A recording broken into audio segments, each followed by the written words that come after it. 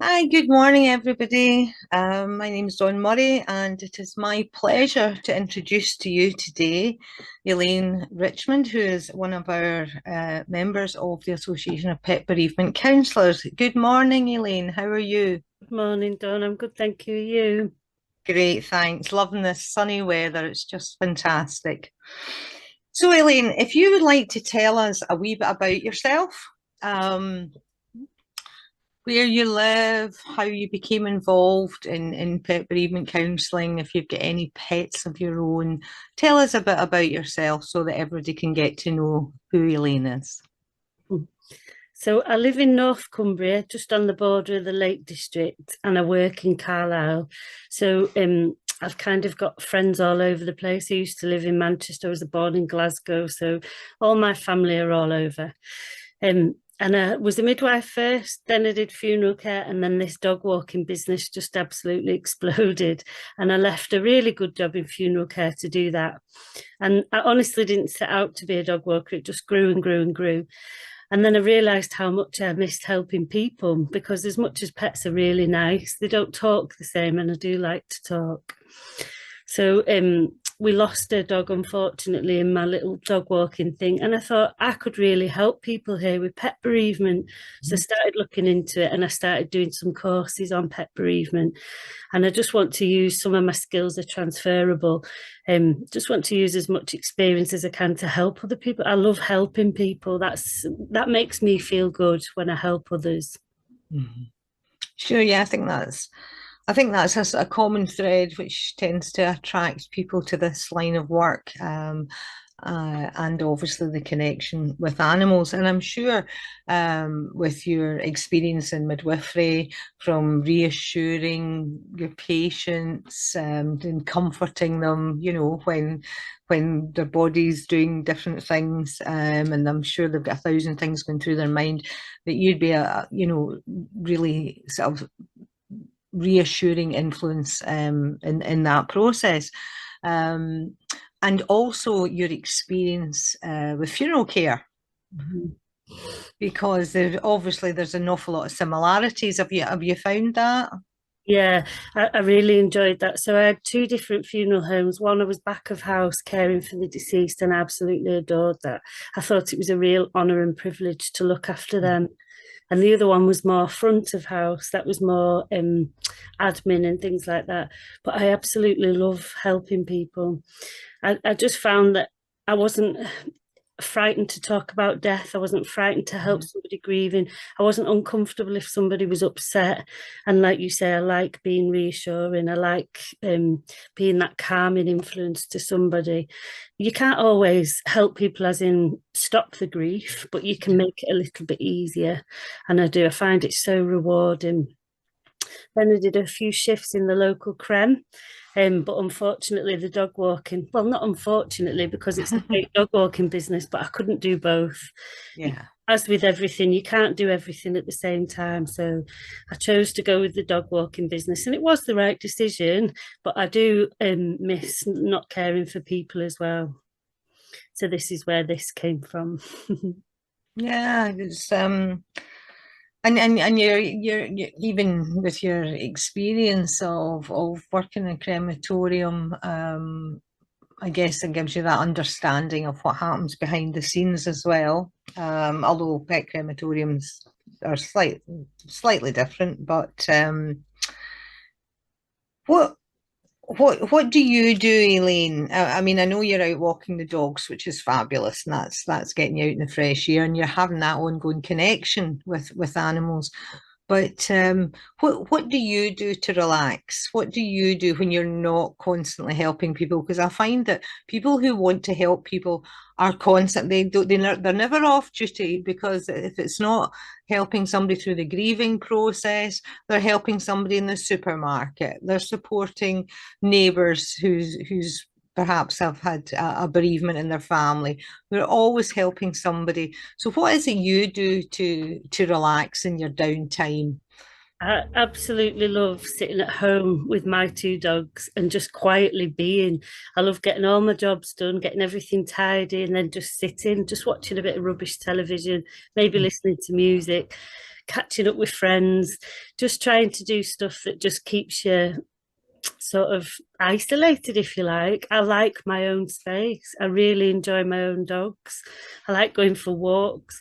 I love it when a friend can join me because there's that chat, but I just love being just me and my dogs. I adore them. They're everything to me. Every dog I've had has been everything to me. Mhm. And have you had many dogs yourself in the past, Elaine? So I've lost three dogs and I've got two at the moment. So um, I've never had a cat. My sister has cats, but I've never liked the idea of them bringing in mice and things like that. So as much as I love them, I wouldn't have one of my own. But yeah, unfortunately, I've lost three dogs. That have been obviously they were older. I had to make that difficult choice about euthanasia. They were all done very differently. Which is the same for everybody. So you can lose a pet, think you've got the same sort of values and opinions, and then it changes with each pet, doesn't it? So even like similar circumstances at a different time, you could choose a different route. So I find it really interesting that there's so many options for people. There is. No two bereavements are ever the same, and yeah, the way we grieve is also completely different in each circumstances. So, what type of dogs have you got at the moment? Are they youngsters or are they older? Stupidly got two from the same litter, two Oh gosh. Oh. really difficult, and I would never advise anybody to do it. We were going for the male, and we were going to get another male Rottweiler, but unfortunately, the female black lab, she wanted to come with us. She chose us, and I didn't want to leave the one I'd already chosen, so we ended up with two. And it's not been ideal, but they are now three. I'm through the other end of it, and it's much better. They were excellent until they got hormonal, and then obviously it's just chaos, isn't it? So I've got Ralph and Ada at the moment, boy and a girl. Oh, lovely. And you said they're both Rotties? These two are black labs. Oh, Black Labs. Sorry. Yeah. I Sorry. wanted to get a male black lab and a male Rottweiler, and I thought that we'd get them at separate times, but Right. Yeah. So you ended up with two from the one litter. yeah, yeah. So they have been hard work, but they are beautiful now. They are lovely dogs now. They have lovely natures and lovely personalities, the Labrador. I So don't I don't think I've ever met a nasty Labrador. yeah, yeah. They're just amazing, the two of them. And together, the bond that they've got is very, very special. And it's different to anything else, but it's been really hard work. Oh, I did get your when you said about your sister has cats. My mother was terrified of cats, never liked them, and they always seemed to go to her. Um, and every time I would hear is when I was growing up as a child, Dawn, come and get this cat away from me. You know, she was so afraid of them. But yeah, my own cat used to bring in little gifts to me, and somebody actually once said to me on somebody who knew a lot about cats, and they said, just speak to your cat and tell your cat, thank you very much for the presents, but I don't want any more. And I had tried everything, and it really, it was awful. It really, I hated it. Every day brought me home a present. Um, so in sheer desperation, I said to him one day, "Look, Denzel, really appreciate you bringing me home these gifts, but please stop." And that was the last time he ever brought home a present. So I don't know if there's any truth in that, Elaine. But so moving forward, so you're now offering alongside your dog walking service, which is now an invaluable service that so many people need as well, and running that hand in hand with the pet bereavement. So how is it you're offering your service? Is it all online? Is it face to face? How do you get your service out there to your clients? So I'm absolutely happy with whatever they choose. I'm used to doing all means of different communication. I've got family in Australia and America, so I'm quite willing to go worldwide if there's somebody. I've had Hmm. a friend who's currently living in Thailand who her dog passed away in Australia, obviously because of the time differences. But whatever she said, she liked doing voice notes, so we did voice notes for some of it. Um, Hmm. phone, obviously, years as a midwife, I can communicate on a phone. I'm quite happy and comfortable with people. I don't need to necessarily be with them to know, what's going on and stuff. You get quite a good intuition as a midwife. That's never left me. Yes, Um, yes. emails is fine, although it's difficult sometimes with emails for me to get across my sort of thoughts and feelings. I'm not very academic, although I had a midwifery qualification. I would prefer to do more hands-on speaking, talking to people. But if they're more comfortable with emails, I'm happy to go with that. So it's whatever people choose, really. Text messages, emails, phone, videos, and then face to face if they're local. Hmm. Yeah, I think that's the thing with pet bereavement because of disenfranchised grief. A lot of people are quite wary of reaching out for support, and when you're in the position like you are to be able to offer so many different ways in which they can contact you, people can start feeling a wee bit more reassured because a lot of people they don't want to just come and meet their counsellor face to face. Um, some are even quite shy in talking on the telephone nowadays. So having all these different ways that they can communicate with you is ideal. And of course, being open to taking calls throughout the world, our clients from throughout the world is very good as well. What what do you is there certain parts of the work that you do that you find you're more drawn to? So for example, you know, clients that come to you pre-euthanasia for anticipatory grief, those that are suffering disenfranchised grief. Is there any sort of aspect in particular that you feel that is more becoming a USP for you, if you like? Yeah, definitely. I think disenfranchised grief, because when I've lost my dogs, I've been extremely fortunate. People joke all the time saying you can't be friends with me unless you've got a pet. All my friends and family know how much they mean to me. But I had one incident when I lost my first dog. I was in a taxi on a way home with a friend, and I was really upset. It was the first time I was going back to the house and it would be empty. And my friend was trying to console me, and the taxi driver asked if my husband had died. And when I said it was a dog, he couldn't understand the pain and the grief that I was in. And he thought it was quite silly for me to be so emotional. That's probably the first time and only time I've ever experienced it personally, where somebody's minimizing your grief, makes you feel like it's not valid. Um, you really need a really good support network around your friends and family. And I found more when I'm speaking to people, maybe it's not their dog, maybe they're a dog walker and they've lost a dog that they walk. And maybe somebody else in the family's had that dog and it's been their pet, but they felt the grief that they feel that theirs isn't valid and that Mhm. they're not allowed to be so upset about things. So I've recently offered other dog walkers, I've put it on a Facebook group to see if anybody needed support in that way. Because sometimes if it's not your pet, you don't feel like you can be the one to sort of express how you're feeling. I know personally when I lost that dog for my dog walking group, I didn't post that on my page. I didn't want people apologising to me for my loss and taking away from the owners, although I felt it very deeply. She was a really special dog. It's hard, isn't it, when people aren't supportive? It can make you feel quite lonely, I suppose. And that's where I like helping to kind of support them through that. Mhm. Yeah, I think that's the thing. probably especially with dogs, because dogs are getting out walked even in the neighborhood, and I know certainly I've been quite upset to hear of the passing of some of my neighbors' dogs.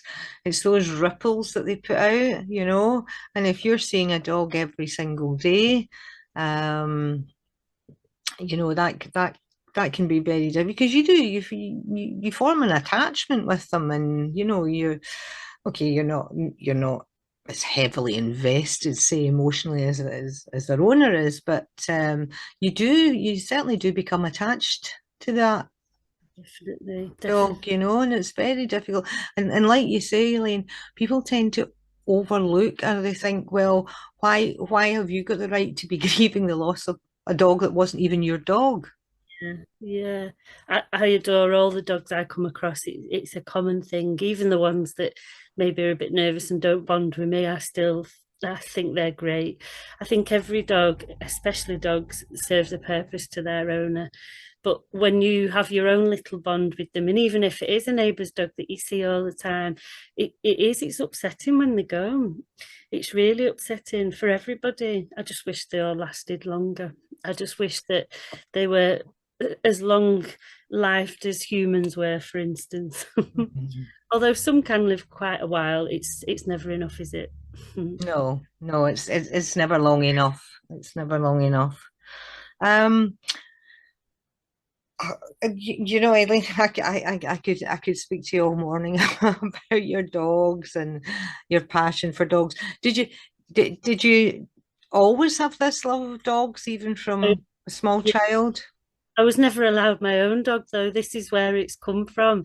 My mum and dad, especially, said that we weren't allowed any dogs. So I used to go and babysit for people who had dogs and cats. And this is where the fear of the mice getting brought in and things, because Right. I remember babysitting next door and there was a big television and it was underneath. I thought this television's going to smash. So I had that experience of it. But then when I got my first dog, my mum and dad looked after him for quite a while because I was a midwife doing long shifts, and they absolutely fell in love with him, Dawn. They absolutely adored him.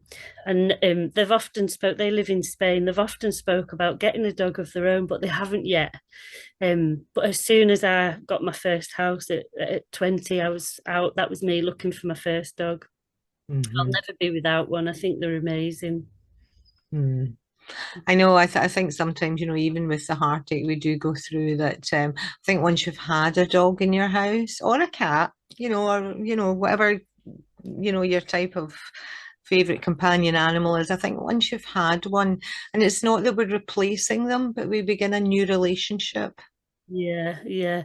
I think it's the only thing that's ever helped me smile again is seeing another dog.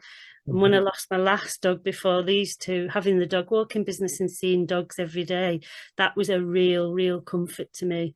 I Mhm. just think they're such loving animals. And I can't get a horse in my bed. That would be the other animal. Is that your other passion, horses? I can't get a horse in the bed with me, although I probably would try. Some of my friends used to say when you see those pictures online and there's a horse in the house, that would be me. Yeah, yeah. Would be me. You know, you What get animal? such a wealth of experience, and like you say, Elaine, a lot of your skills are transferable from all from your midwifery work and working in the funeral industry, and all these skills are so transferable into the work that we are doing, because I think what is so important for anybody that's offering a service like this is their knowledge and their understanding and their own experience as well, which of course you have a wealth of. So how can people get in touch with you? You have your own website? Yeah, so I've got my own website. It's got a silly name because it's a GoDaddy website, but there's a link on all my Facebook and Instagram pages. I'm not very good at Instagram, I have to say. Oh, I've always favoured, I think that's my age. I've always favoured Facebook. So Elaine Richmond, pet bereavement support on either of them, and there's a link on there. I don't mind if people want to email, phone, message, however they want, just get in touch. And if I can try my best, I will help. well, that's great. And of course, obviously, you can find Elaine's details on the Association of Pet Bereavement Counsellors. And if you look down, you'll see Elaine's details, her profile, and that'll click through to Elaine's website.